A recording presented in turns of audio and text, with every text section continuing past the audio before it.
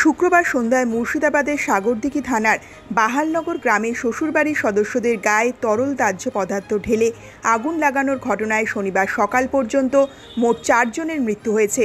গুরুতর আহত অবস্থায় সাগরদিঘি সুপার স্পেশালিটি হাসপাতাল এবং বহরমপুরে মুর্শিদাবাদ মেডিকেল কলেজ হাসপাতালে মৃত্যুর সাথে পাঞ্জা লড়ছেন আরও 8 জন ব্যক্তি। পুলিশ সূত্রে জানা গেছে, মৃত ব্যক্তিদের নাম কুবরা বিবি, তাহিরা বিবি, তৌফিক শেখ এবং রমজান শেখ। কয়েক বছর আগে করেয়া জামিয়াপাড়া গ্রামের বাসিন্দা রমজান শেখের সাথে বাহালনগর গ্রামের বাসিন্দা কোহিনুর বিবির বিয়ে হয়েছিল। পেশায় টোটো এবং মোটর ভ্যান গাড়ির চালক রমজানের অত্যাচার সহ্য করতে না পেরে বছর দুয়েক আগে বিষ খেয়ে আত্মঘাতী হন কোহিনুর। সূত্রের খবর, স্ত্রীর মৃত্যুর পর থেকে 2 সন্তানের বাবা রমজান নিজের শ্যালক তাজিমউদ্দিন শেখের স্ত্রী তাহিরা বিবিকে বিয়ে করার জন্য শ্বশুরবাড়িতে এসে প্রায়শই অশান্তি করত। তাহিরার স্বামী তাজিমউদ্দিন শেখ পরিযায়ী শ্রমিক হিসাবে বর্তমানে কেরলে রয়েছেন।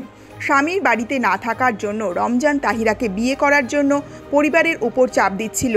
রমজানের এই অন্যায় দাবির বিচার করার জন্য ওই গ্রামে বেশ কয়েকবার সালিশি সভাও বসেছিল এবং রমজানকে বাহালনগর গ্রামে ঢুকতে বারণ করা হয়েছিল। কিন্তু শ্বশুরবাড়ির লোক এবং গ্রামের মোড়লদের কথা না শুনে সুযোগ পেলেই শ্বশুরবাড়িতে এসে রমজান অশান্তি করত।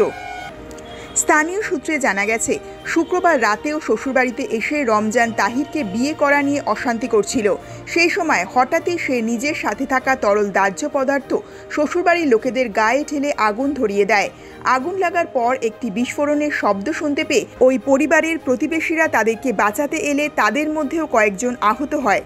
পুলিশ সূত্রে জানা গেছে, মরজিম শেখ, অলিউল শেখ, কিরণ শেখ, নূর মোহাম্মদ, ফলো বিবি, রাজু ফুলমালি এবং আরও 2 জন ব্যক্তি বর্তমানে অগ্নিদগ্ধ হয়ে মুর্শিদাবাদ মেডিকেল কলেজ হাসপাতাল এবং সাগরদিঘি হাসপাতালে ভর্তি রয়েছেন।